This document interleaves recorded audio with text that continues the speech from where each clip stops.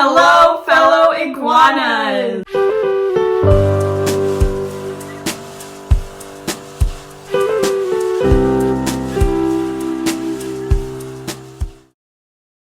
Welcome back to another dive video. If you're new, welcome. My name is Claire. I'm Megan, and we are the two bald iguanas. On this channel, we post weekly videos about our ocean adventures. If you want to become a bald iguana, hit that subscribe button and join the family. Comment down below if you've ever seen any of the animals that we saw in this video and where you saw them. This video was filmed over a series of different dive videos in the same day, but it was all at the Casino Point Dive Park in Catalina. We saw a lot of awesome marine wildlife over these dives. Both of our favorite thing was the bat ray. It was beautiful.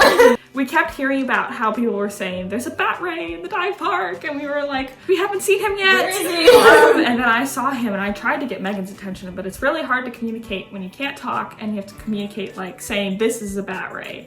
This is a butterfly. So she didn't understand why I was freaking out, and then I saw him again, and so I have to just grab Megan and push her to where she can see it. And so she saw it that time, and then I came back again, and we got to see him a third time. We were really stoked. We were over the moon. It was great. It was amazing. I thought at first you were trying to wrestle me in the water. I was like, what? Another animal we saw was the Cormorant. He was about 50 feet down, and when we saw him, we were extremely shocked. And like, I checked my gauge, and I was like, 50 feet? Like, how is he down here? And he was down there for like a long time too.